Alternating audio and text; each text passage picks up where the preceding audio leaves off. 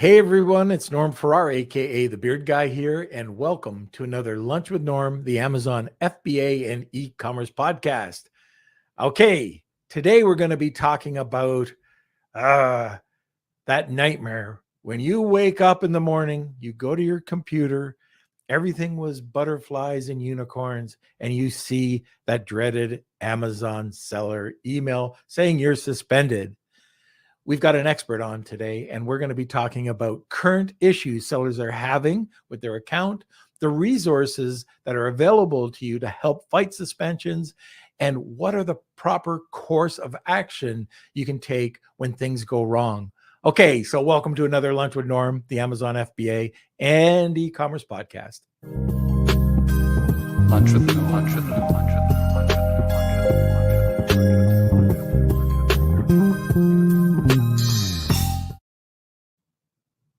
Okay, like I said, we got a great topic, and we're talking about how to handle Amazon suspensions. Our guest today is a former seven-figure Amazon seller, a practicing attorney. I had the pleasure of meeting him in Mexico, found out what he was doing, and I said, I got to get you on the podcast. I'm talking about Jeff Schick and of JeffSchick Legal. He began selling back in 2011 and had the opportunity to help sellers of all sizes solve their complex Amazon issues. He has a passion for tough suspensions. Oh my gosh, where were you? And a mission to help sellers get reinstated. And as I mentioned, our guest today is Jeff Schick. But before we get to Jeff, we have a word from our sponsor. A big thank you to our sponsor, Startup Club, the largest club on Clubhouse with over 790,000 members and growing. They're one of the world's largest communities supporting the startup ecosystem, from founders to those wishing to work for a startup and everything in between. You can find them at www.startup.club for blogs, recordings, and a calendar of upcoming shows, and on the Clubhouse app. Just search Startup Club for daily shows 24/7. You can also now listen to their show, the Serial Entrepreneur Club podcast, on Apple and Spotify too. Stop by to connect, learn, and grow together. Okay, where is the boy? Hello. How are you doing today, Norm? I'm doing pretty good, kids. We got another record. It's going to be a good episode. Yes, that's right. So we're going to jump right into it.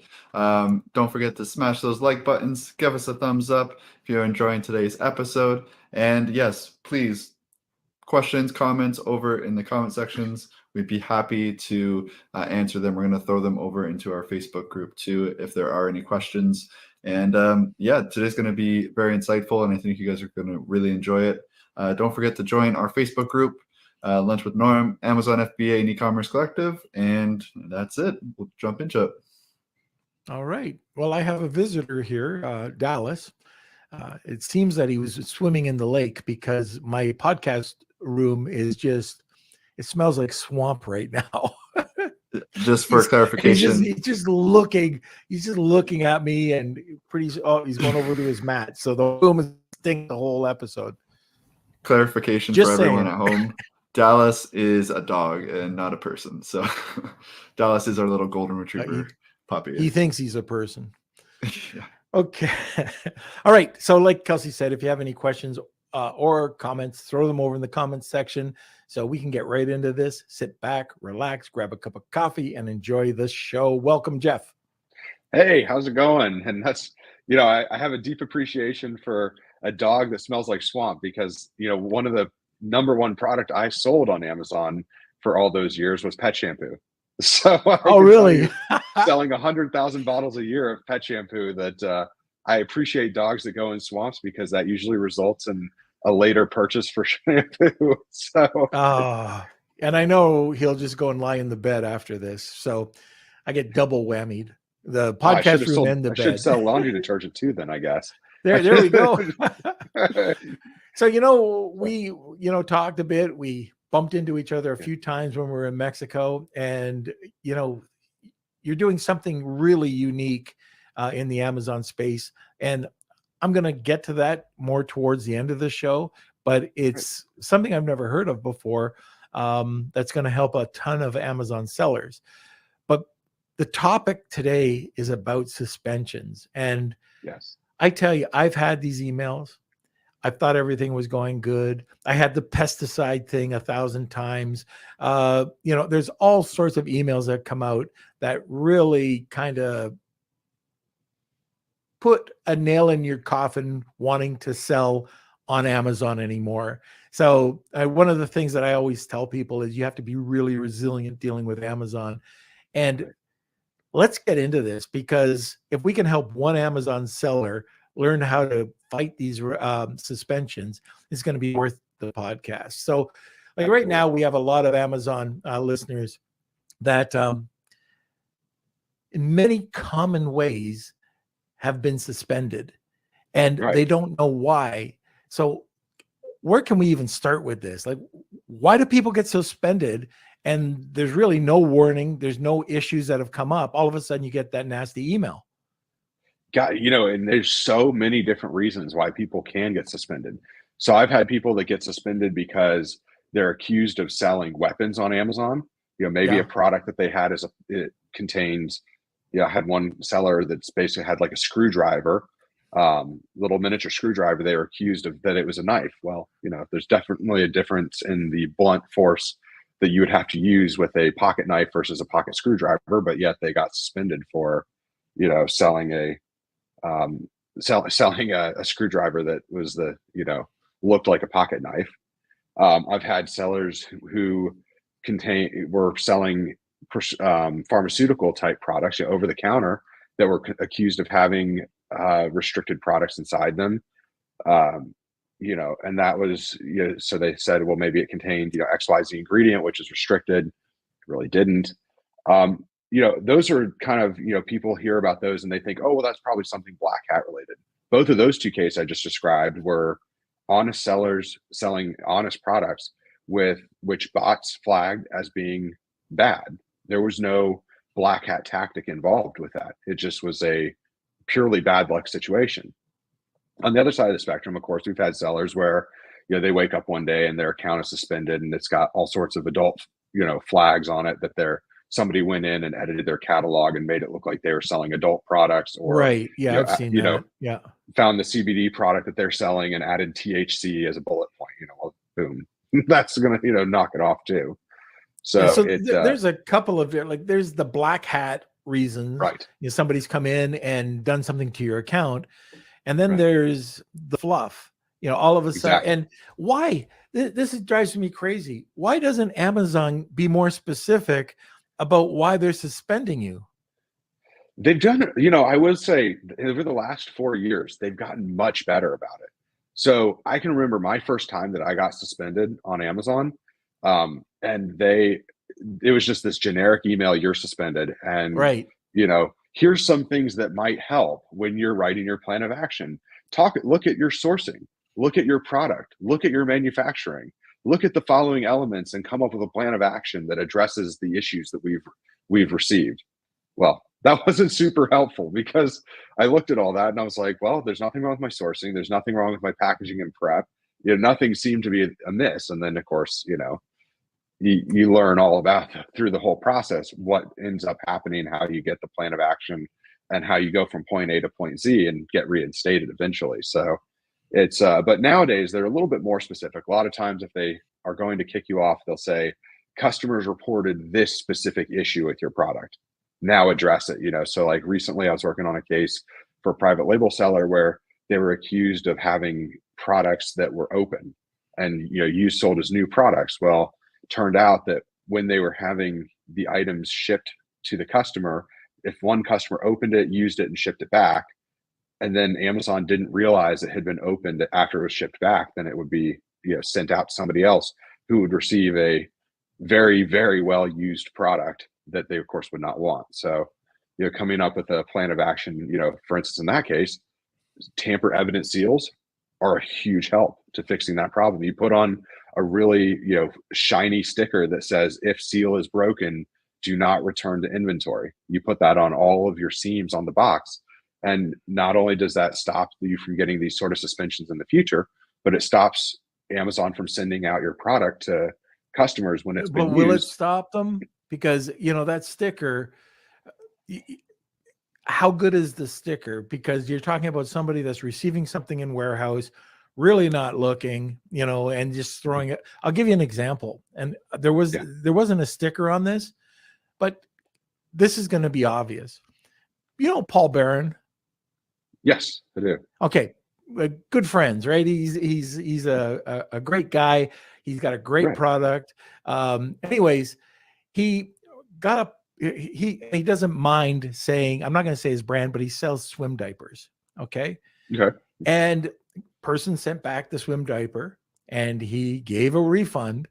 And guess what goes back into stock? He gets a 1-star review. Okay. Like a used swim diaper. Yeah. It had poop in it. No, it had poop in it. That's terrible. Somebody really, returned a poopy diaper and had it, and it was sent out to a. So, I mean, obviously there's going to be an issue, but something like that, like you said, the tamper proof, but you can also stop Amazon from selling any returns by having those returns sent over to you directly too. So that's one thing that can happen, right?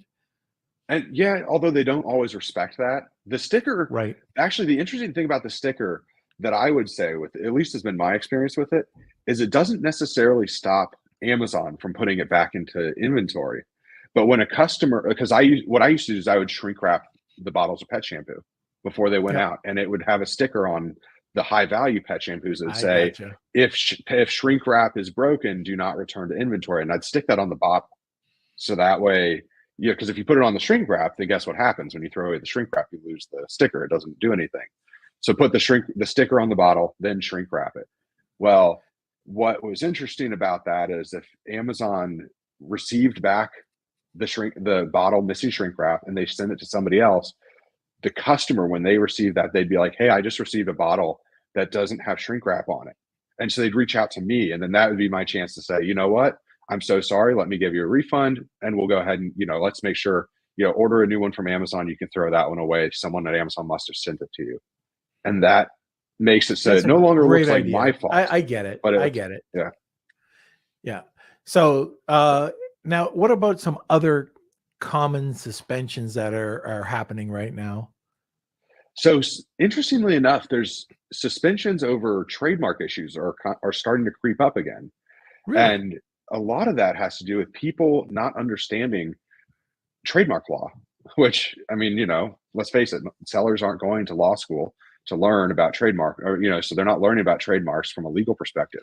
So there's a lot of private label sellers will make this mistake where they'll put in a brand name that's famous. So it could be something as, simple as Velcro, which, instead of hook and loop closure, or it could be something more complex. Like, for instance, maybe they have a private label product that contains, like little figurines that don't really look like anything famous, because obviously that would be infringement if you made knockoff figurines from like famous action figures. But you have your own little brand, your own little line of private label figurines, and you put in a bullet point, just like your favorite XYZ character. That is actually trademark infringement in many cases, depending on how it's worded. And so we're seeing a rise. Actually, just this past week, I settled 2 cases for sellers where they unfortunately violated somebody's IP, and the brand not only filed trademark complaints, but they actually filed federal lawsuits against them. And luckily, in both those cases, I got the settlements down to very, very minimal numbers. One of the brands wanted $400,000. I can say we settled for way, way less than that, less than 1% of what they were asking for. But that's not going to happen in every case. And so you have to watch out for it, because they could, it could very well be it could be more than just an Amazon problem. So I'd like to, go ahead, Jeff. I was going to say, knowing people, before you launch a product, make sure you understand copyrights, trademarks, patents, even just at a very high level. Just understand it enough so that you don't, accidentally mess with somebody's IP. So, and sorry, there is a bit of a delay on your end. Like I don't know when you stop talking and when you don't. It's probably just the connection. So if I'm interrupting, I apologize. But Okay. on that note, whenever I do anything trademark related, I pay money. I have learned the hard way that I am not a trademark attorney. I'm not an IP specialist.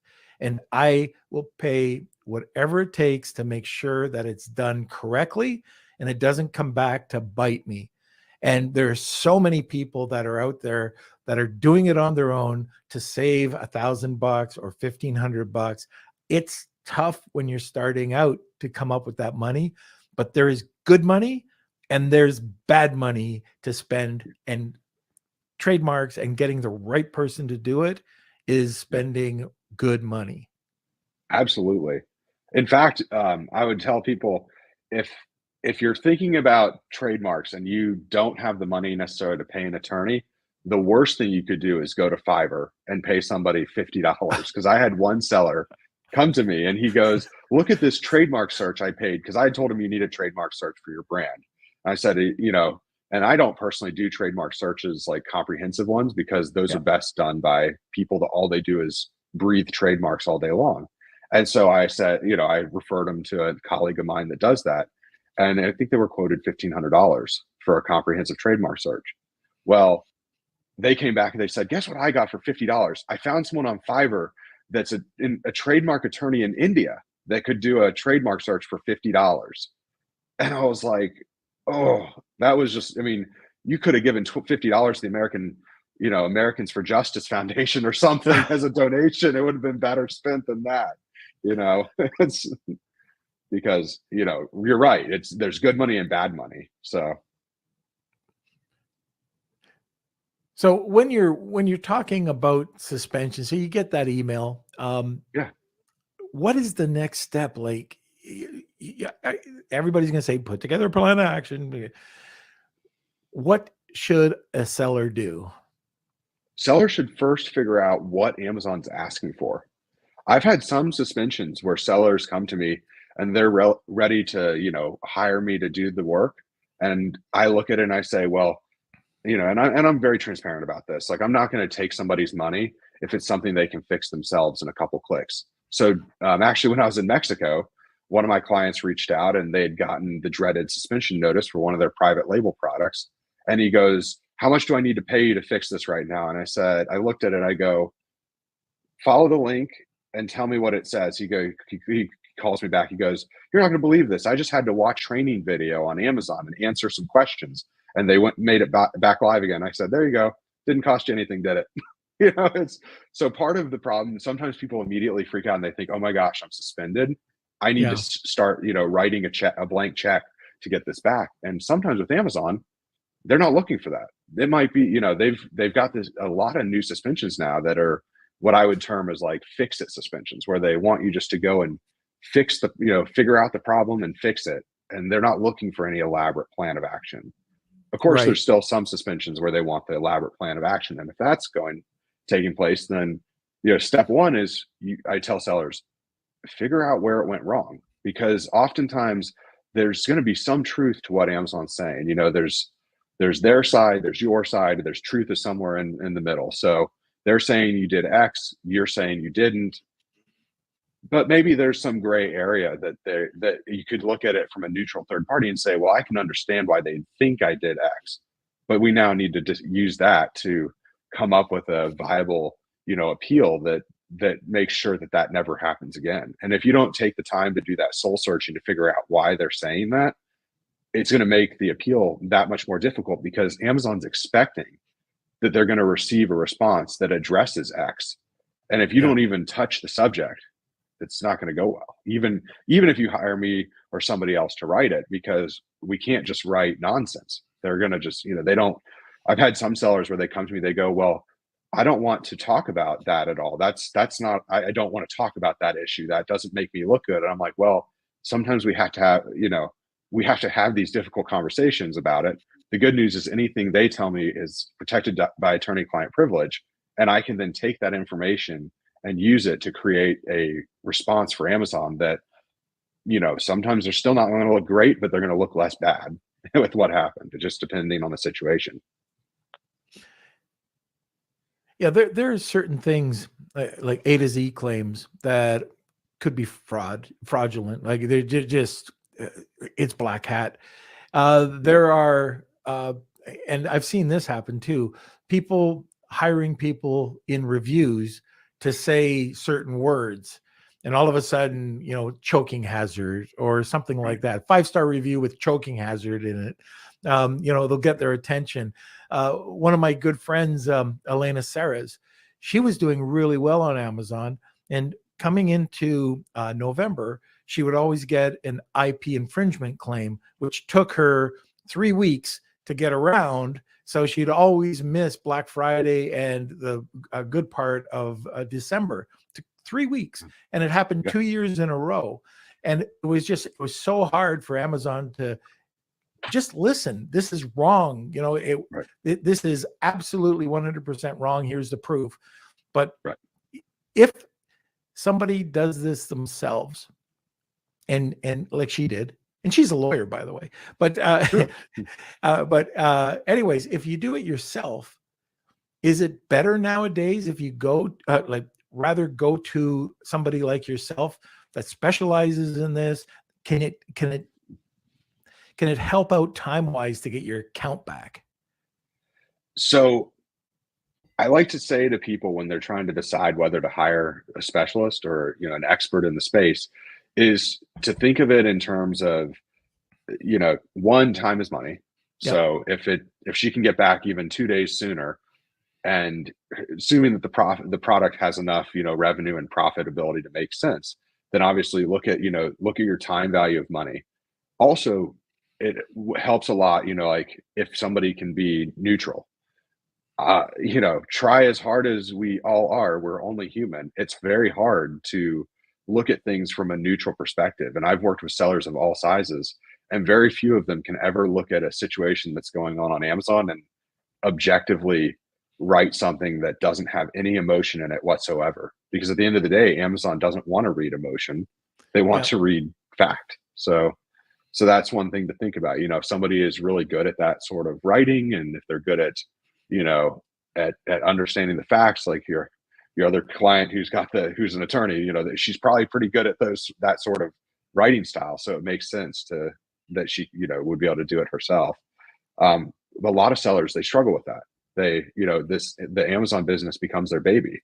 I know I certainly was. I struggled when I had my suspensions. It was tough sometimes to write appeals that didn't have any emotion in it whatsoever, especially when you're being accused of doing something that is untrue, or at least is mostly untrue. There's some, I can remember one of my suspensions. The very first one I ever worked on was a pet product, and it was a little tiny can that had pet wipes in it, and it had a screw-on lid and an inner seal.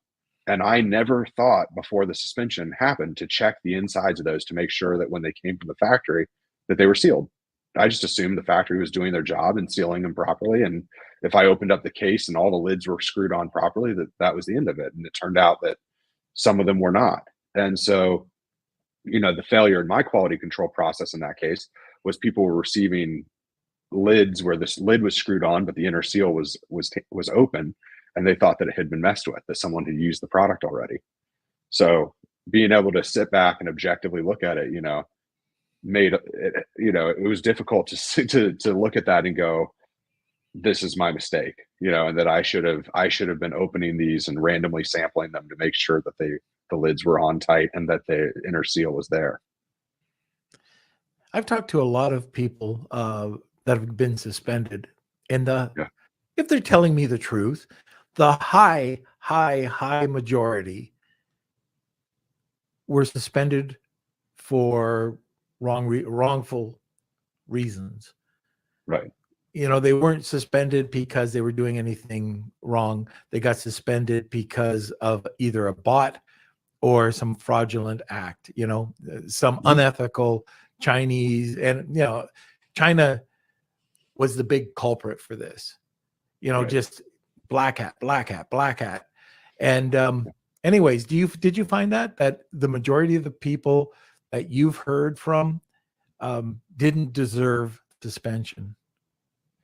I think that the majority of people definitely don't deserve suspension, but I think that a lot of times what we find is, at least with the cases I work on, is that there's always room for improvement in the business. And so a lot of times what I'm noticing now is Amazon is suspending people and you have to think about it logically. If Amazon truly had wrongdoing, those people would be deactivated. They'd be terminated. They wouldn't be suspended. So suspension is kind of that middle ground where they want you to figure out what went wrong and fix it. Now, I certainly have worked with a lot of sellers that have been targeted. So like you mentioned, the safety complaints or the keywords in the reviews. In a sense, on its face, and people are not going to like what I have to say here, on its face, it looks like, that seller was suspended for something that they shouldn't have been suspended for. The competitor hired somebody to leave reviews and write keywords in those reviews that would cause them to get suspended. But the solution for that suspension is to fight false issues like that with data. And in this case, the data you fight it with would be a safety test showing, here's all my safety testing for all these products that shows that it's safe from an independent third-party lab. And you can call this lab test company and verify the authenticity of this report. And 9 times out of 10, when you have that report, Amazon says, thank you for providing this. We've gone ahead and reinstated the listing. The sellers that have the horror stories a lot of times don't have that report. They never got their product safety tested, or they relied on their manufacturer safety testing. The problem with manufacturer safety testing is the brand name and the model name don't match. So Amazon doesn't necessarily want to accept that. So you're fighting an uphill battle because you're saying, no, my product is safe. It doesn't have these issues, but you have nothing for Amazon to look at to prove that. Maybe you've got a Chinese report that matches a different product and you're trying to get them to take it as a leap of faith that, no, this really is my product. Trust me, it's my product. I said so. And Amazon doesn't like that, So a lot of times, so I know it sounds harsh to say it like, well, the seller could be wrong in that case. Obviously the seller didn't deserve to be suspended. They didn't do anything wrong to get suspended, but the antidote for the suspension is safety testing that should have been done beforehand, which will cut down that suspension from sometimes, several weeks because you have to get the safety testing done to maybe several hours or even a couple days. I've had some suspensions where sellers come to me and they've got all their paperwork lined up and they need me to just help write the appeal. And I had one a couple weeks ago that they were reinstated in 20 minutes after we submitted that appeal with the documentation. So, Jeff, are you telling sellers to be proactive? Yes, absolutely. Not only for Amazon purposes, but this is just a general legal liability issue too. The number one thing, if you sell a product and somebody says, oh, this caught on fire in my house, which I'll admit, I had a product catch on fire in somebody's house when I was in law school. I was walking into law school class and received the dreaded email from the customer saying that it had caught on fire in her kitchen. And I was like, oh gosh, where is this going? Of course you're in law school, so everyone's teaching you like big payout. And I'm like, what is she going to be looking for? Well, it turned out she was from Alabama and all she was looking for was a replacement product and a refund. But if she had been from somewhere else where they were like, where maybe she'd talked to some people and been like, you need to sue him, like that could have been way worse, But, in that sort of situation, Amazon actually never suspended the product, even though it caught on fire in someone's house. But the number one thing they would have asked for is safety testing. So I started getting that together. And if I would have been sued, the first thing that the opposing attorneys would have asked for is give us copies of your testing showing that you've been testing these products to make sure they're safe. Because otherwise it's pretty negligent to be selling a product on a global market without ever testing it to make sure it's a safe product to sell. Yeah, very good point. We're going to come back to a couple of more questions, but we are having a Wheel of Kelsey today. Even though this is pre-recorded, we've got a great Wheel of Kelsey coming up. We've got the mystery word as well. So if you're interested in joining Wheel of Kelsey today, we have to hashtag Wheel of Kelsey. And Kelsey, what was it? It was hashtag or suspensions is the mystery word, right? Yes, hashtag suspensions. So you have to have both keywords or both hashtags in the comments in order to enter. So, Jeff, what's the giveaway today? So the giveaway, a lot of the stuff we're talking about is general information, but obviously with sellers, the best thing you can do to protect your business is get specific legal advice. And so what I'm giving away is a 1-hour consultation with me, as well as 2 months of my monthly retainer service at no charge. So to the person who wins. So that way we can So talk about your business and protect it for 2 months at no charge. That's huge. So thank you so much for that. And I also should mention that if you enter or tag 2 people, you also get a second entry. So just again, because this is a little bit different, this is a new format for us. Hashtag Wheel of Kelsey and the word suspension, and then tag 2 people if you like, and you'll get a second entry. And what a great product. I know that if you try to talk to anybody about this, it's pretty costly. And on top of that, Jeff is also giving away 2 free months to help protect your product as well. And we'll talk a bit more about that later on. Yeah. Now let's talk about resources. Absolutely. What are some of the resources sellers can use to help protect themselves? Well, the number one resource, I mean, I know this probably sounds self-serving, but sellers should have legal counsel when it comes to protecting their business, making sure that their products are compliant with Amazon policy, with the law, and that product compliance with the law is broad. I don't mean just, hey, I'm selling a product that doesn't violate FDA policy. If it's a workout, if it's an OTC supplement, you need to make sure you're compliant with FDA law. You also need to make sure that you're compliant with, trademark law, copyright law, patent law, all these different types of laws you want to make sure you're compliant with, so that you don't accidentally end up in legal water. Because interestingly enough, almost every category of suspension on the account health dashboard that Amazon has, you can trace back to some form of law. If you can, I have this pretty well memorized because I see it every day. Received intellectual property complaints, that ties back with IP law. Product authenticity complaints, that ties into trademark law because counterfeiting is a crime under the Lanham Act. Next one down would be product condition customer complaints. It doesn't really tie in with the law so much, but that's where your used, sold as new complaints and expired products and things like that come in. I guess you could sort of say it has to do with the law if you think about expiration date laws. Next one down, food and product safety. Well, there's your CPSC compliance and things like that.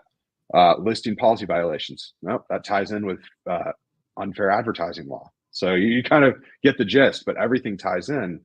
And one thing I noticed the other day on Amazon, they'd actually revised one of their help center articles, and it said, "We do not provide legal advice, and our associates are not trained to answer legal questions." This was actually on part of it. It was saying if you're writing an appeal, it says, "Do not mention in your appeal that you will ask Amazon for advice on these sections because we are not authorized to give it." So, and that's because they're trying to point people back to get your own competent legal advice, so that way that you're compliant for your business. So, okay, very good. Secondary thing, Amazon people Amazon has a new feature called Call Me Now on the account health. You can actually give them a call and they'll try to help you.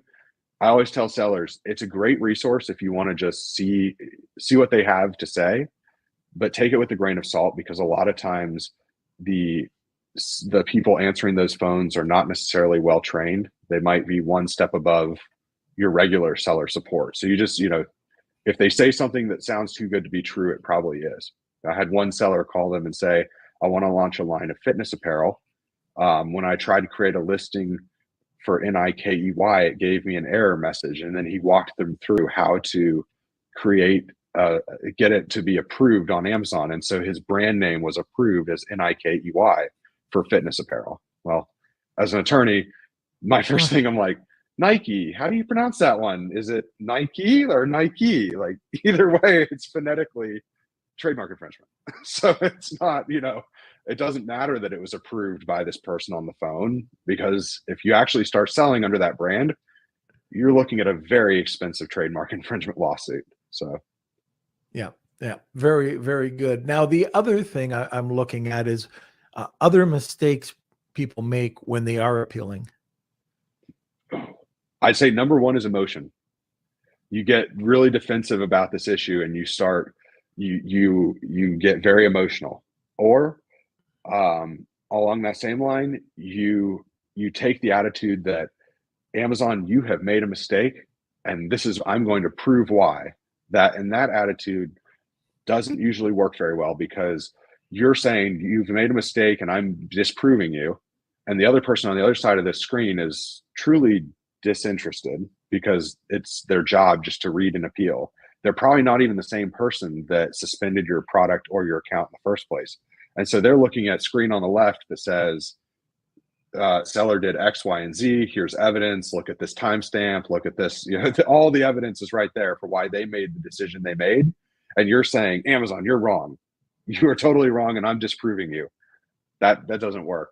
Number two, so that emotion gets, emotions can be a problem. Trying to prove Amazon wrong can be a problem. I'd say number three would be admitting to a crime that you didn't do. That can be equally as damaging. So that's why I tell people, it's like, we're not admitting guilt. That's certainly not smart. We're also not going to say, Amazon, you're completely wrong either. There's some middle ground that we've got to figure out what really happened, because there's their side, there's your side, and the truth is somewhere in between. So on that same line of thought, I always tell sellers, you never want to admit guilt. The reason why is I had one seller that I was working on a case for. Their entire account had been suspended they'd been accused of short shipping product to Amazon. I had reached out to Amazon Legal on their behalf. We were working through an investigation into how this could have happened, because we had all these bills of ladings with weight and everything else. And then all of a sudden, the attorney for Amazon reached out to me and goes, hey, Jeff, we just received notice from Amazon Seller Performance that your client submitted an appeal admitting wrongdoing. I'm like, what are you talking about? He goes, yeah, look at a copy of this appeal. And he sends it over to me. And it's all about how we shipped short units to Amazon. We didn't properly count. We told them we sent X number and we really sent Y. And I'm like, and I called the client. I'm like, what's going on here? Like, one, why did you submit this without talking to me? And two, did you really do this? And he goes, no, we never did this. And I go, why did you say this? He goes, well, I found this guy on Fiverr that said he could get us reinstated if we just paid him money. And he wrote this and told us to send it and that we'd get reinstated. And I was like, you've got to be kidding me. Like, this is completely counterintuitive to everything we've been telling Amazon Legal. And so I went back to Amazon Legal. I said, this is what's going on. And he goes, well, we need this in writing, and we need your client to send a signed statement that, with contact information of who they hired, because we want to make sure we're on the lookout for this person in the future. And so we did. We provided all that, and then they reinstated his account. But it's just, that. So that's why I tell people, it's like, you have to be really careful and strategic about what you say, because if Amazon had decided to say, you know what, Jeff, we're done here, they admitted wrongdoing, then the very first thing that they would have used as their evidence at arbitration would have been this, voluntarily submitted statement admitting wrongdoing and exactly the crime by no means am I encouraging people to admit to issues on Amazon. That is not part of our playbook. It's a tactical, strategic looking at the issues and figuring out what really happened is what I do for sellers. Perfect. So those are the top three mistakes. Correct. Okay, fantastic. Now, one of the things that, one of the things I want to talk about just briefly, and we could have talked about this as a resource a little earlier on, but one of the fascinating things that we talked in depth about in Mexico was your service. And I want to talk about that. It's very unique. It Do is. you want to get into this? Like, I've never heard anybody offer this service. So I wanted to offer a law firm based service where you pay a monthly retainer to our law firm. And that way you have unlimited access to, myself. I'm hiring a team right now. You'll be able to talk to anyone on our team, and it's $89 a month. That means you can come to us with your legal questions from a proactive standpoint. So you come to us, you say, hey, Jeff, can I do X, Y, and Z? Or I need help with a trademark. Even just like earlier this week, I was talking to a seller. They said, I want to create a private label brand name called XYZ. You know, obviously can't say what it is.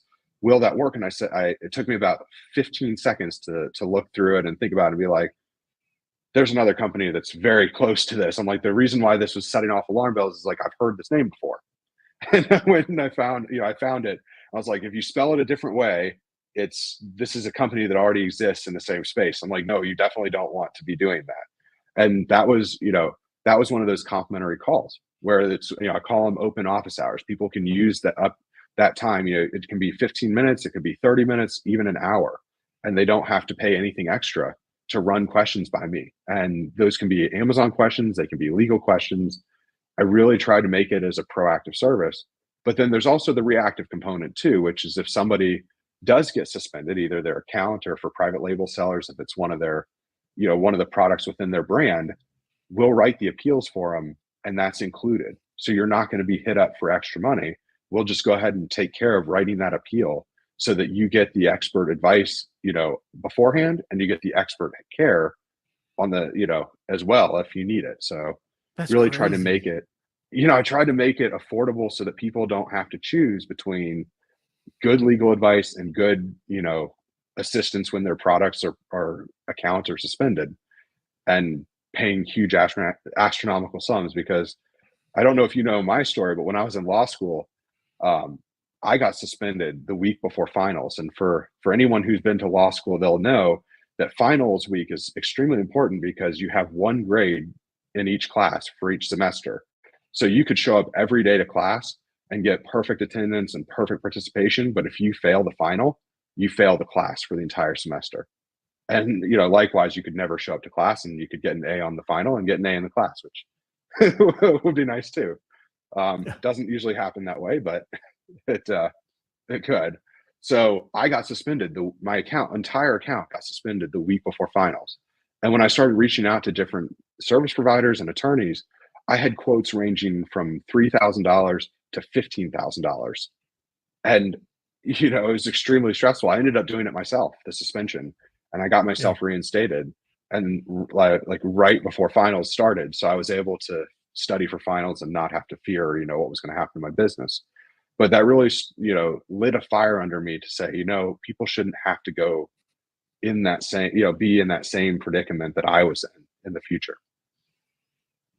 Well, I can tell you just from experience as well, $89 a month for being able to talk to you proactively, as well as if a problem comes up.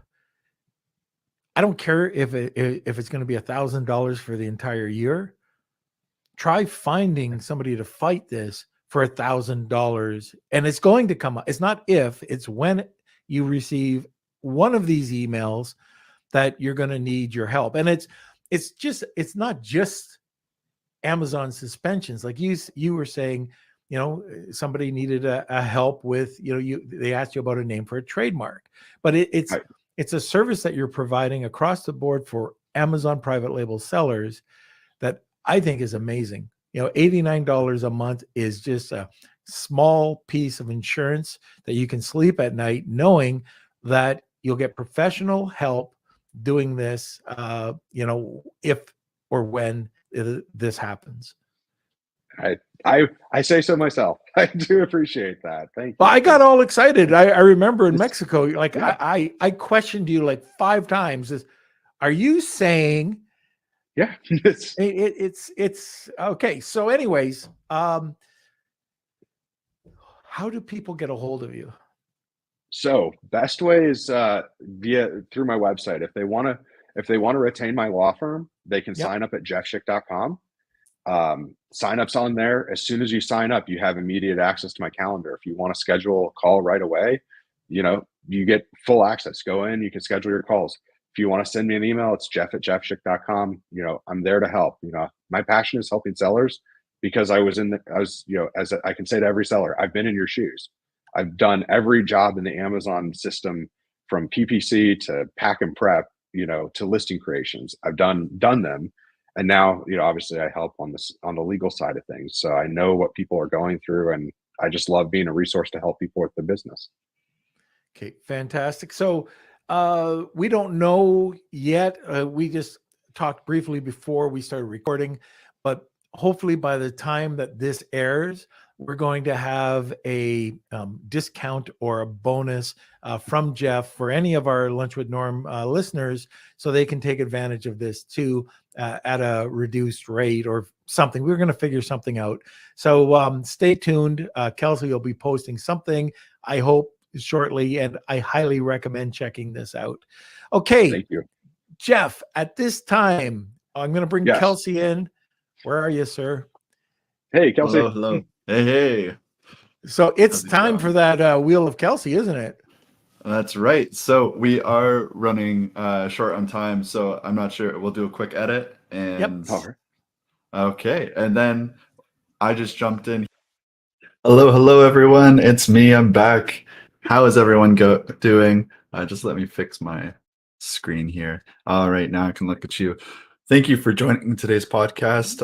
It's me, Kelsey. I'm here live. Norm is currently traveling to Australia. He's down under and doing a conference there. So he will be back next Wednesday with the live episodes where we'll get back at it. But in the meantime, we have done these pre-recorded episodes.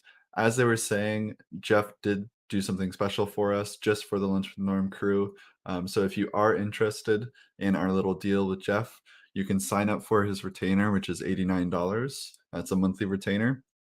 And if you email him, let him know that you're from the podcast, you can get 50% off the first 2 months. So that's just for you guys. So check that out.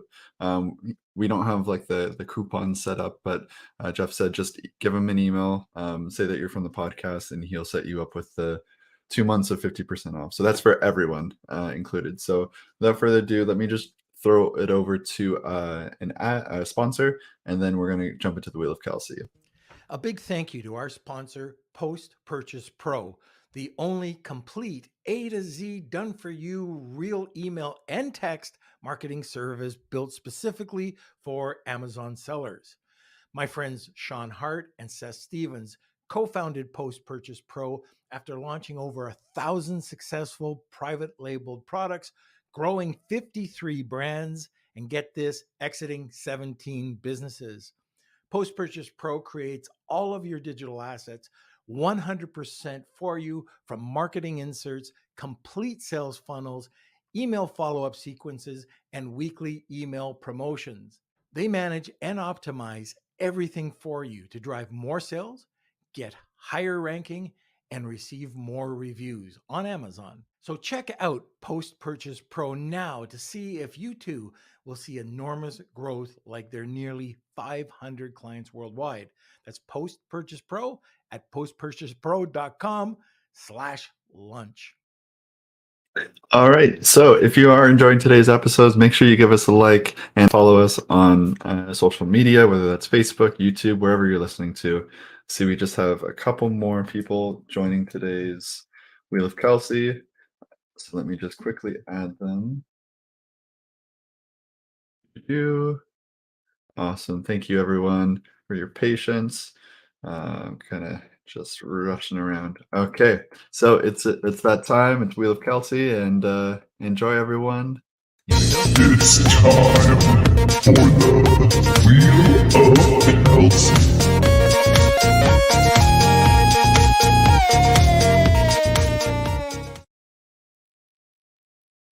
Okay, so here we are, the Wheel of Kelsey. We do this every single podcast. So, yeah, hope you enjoy. Let's see who the winner is today. I'm going to shuffle these names up, and you'll get your hour consult with Jeff, along with some free months. And it looks like it's Cool Hand. All right, so Cool Hand 99, you're a YouTuber. Just make sure you email me, k@lunchwithnorm.com, so that I have your information. It's very difficult for me to find you out there as you're a YouTuber and there's no contact way. So just make sure you reach out to me, k@lunchwithnorm.com. So again, that's Cool Hand 99. You're today's winner, and congratulations. And yeah, let us know if you think Jeff's retainer is awesome. I see that Christine says, awesome deal. Good to see you again. And I agree. I hope I never have to go through that stress of suspensions, but Jeff's monthly subscription sounds awesome. Yep. So I think it's a great deal. And I think Norm really wanted to have Jeff on because this is such a great deal. I know he's had to spend thousands and thousands of dollars on legal services. So having it for $89 and getting that kind of advice is great. So check it out. And I think there's just a few more minutes left. So once again, I just want to say, go to JeffSchick.com if you're interested, and you can email him afterwards and just mention the Lunch with Norm podcast for 2 free months at 50% off. So congrats, cool hand, 99, you're there. So k@lunchwithnorm.com. And yeah, just a few minutes left of the podcast. So thanks everyone and enjoy the rest of the show. Here we just announced the winner, and yeah, congratulations to whoever Congrats. won. So I look forward to working with you. all right. So remember, email me k@lunchwithnorm.com if you are the winner, whoever you are out there in the future, and we'll connect you with Jeff and we'll get this thing headed over to you. And Awesome. one other Thank thing, you guys so for much.